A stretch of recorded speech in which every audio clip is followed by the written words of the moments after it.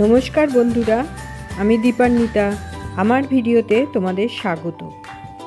আরও একটা নতুন ভিডিও নিয়ে চলে এলাম। বিরিয়ানি খেতে আমরা সকলেই ভীষণ ভালোবাসি, তবে সেই বিরিয়ানি যদি বাড়িতে তৈরি করা যায় তাহলে কেমন হয়? চলো আজ তৈরি করে নেব চিকেন বিরিয়ানি। এর জন্য আমি নিয়েছি 500 গ্রাম চিকেন। এই চিকেনকে আগে ম্যারিনেট করে নেব। তার জন্য ভালো করে পরিষ্কার করে নিয়েছি মুরগির টুকরোগুলোকে। এবার দুটো পেঁয়াজ মিক্সিতে পেস্ট করে নিয়েছি। সেই পেঁয়াজ বাটাটা মুরগিতে দিয়ে দিচ্ছি। সঙ্গে দিলাম 1 চা চামচ আদা বাটা, 1 টেবিল চামচ রসুন বাটা, 2 থেকে 3 টেবিল চামচ টক দই ভালো করে ফেটিয়ে নিয়ে এতে দিয়ে দিলাম।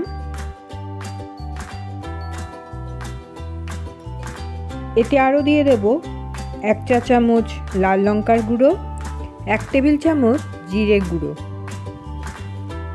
এবার সব একসঙ্গে ভালো করে মিশিয়ে নেব। সমস্ত মশলা একসঙ্গে যাতে মুরগির গায়ে যাতে ভালোভাবে লেগে যায় সেটা ভালো করে দেখে নিতে হবে। এইভাবে আধ ঘন্টার জন্য মুরগিটাকে ম্যারিনেট করে নেব। যদি আধ ঘন্টার বেশি রাখা হয় তাহলে রেফ্রিজারেটরে সেটাকে ম্যারিনেটের জন্য রাখতে হবে।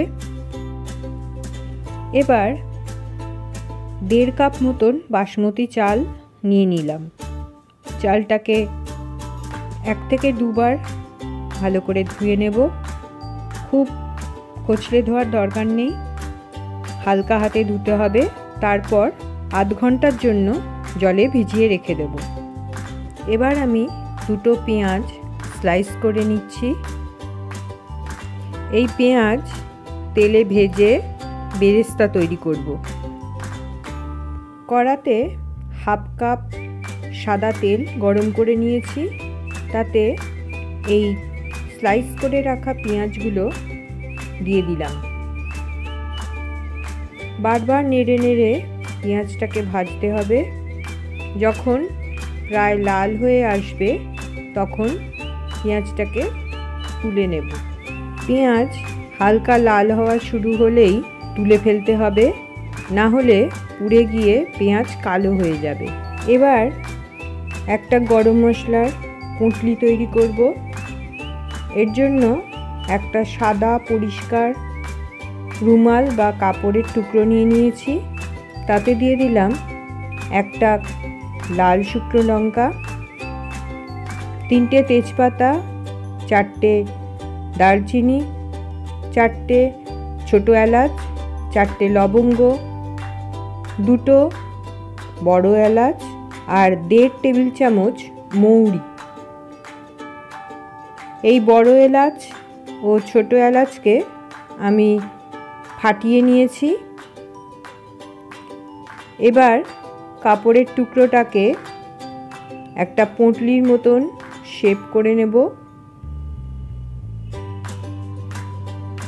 আর সুতো দিয়ে এই পুঁটলিটাকে ভালো করে বেঁধে দেব।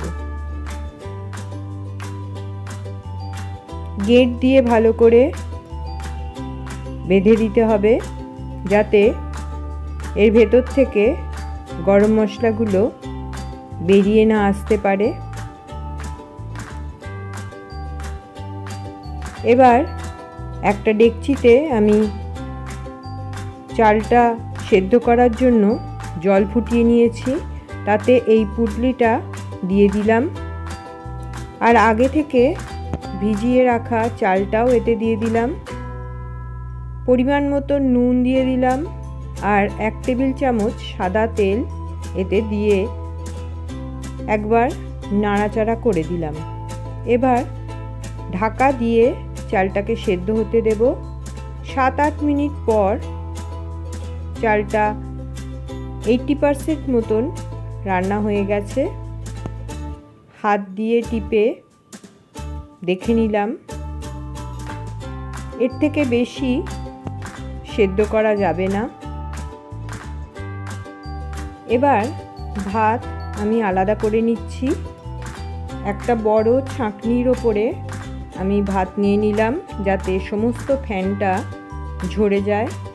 পুঁটলির আর কোনো কাজ নেই, পুঁটলিটাকে তুলে সরিয়ে দিলাম।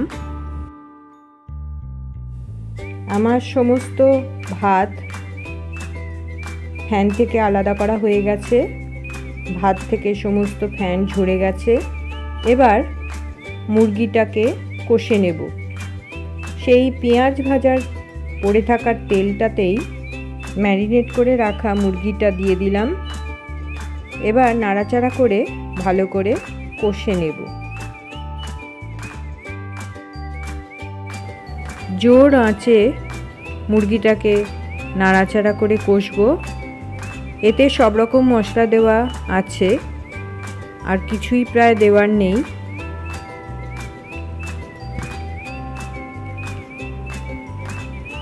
নুন স্বাদ অনুযায়ী দিয়ে দিলাম। আবার নাড়াচাড়া করে একে সেদ্ধ করার জন্য রেখে দেব। তাই একটা চাপা দিয়ে দিলাম আর আঁচটাকেও কম করে দিলাম।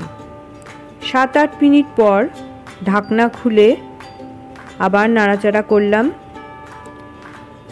মুরগি 90% মতন কুক হয়ে গেছে।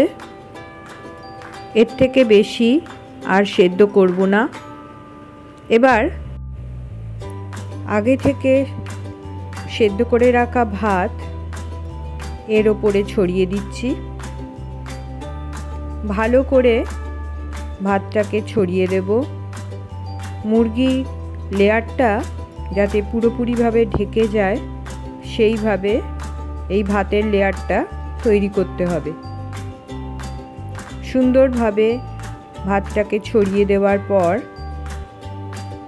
এর ওপরে কিছু মশলা অ্যাড করব।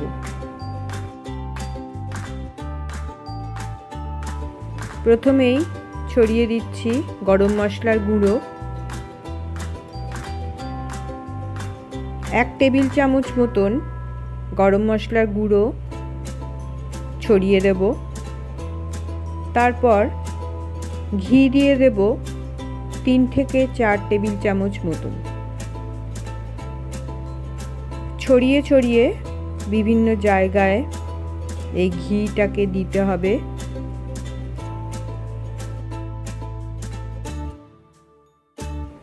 এবারে 1 টেবিল চামচ গোলাপ জল ছড়িয়ে দিলাম। 1 টেবিল চামচ কেওড়া জল ছড়িয়ে দিলাম। এবারে আগে থেকে ভেজে রাখা বেরেস্তা ছড়িয়ে দিলাম। সব জায়গায় যাতে ভালোভাবে ছড়িয়ে যায় সেটা দেখে নিতে হবে।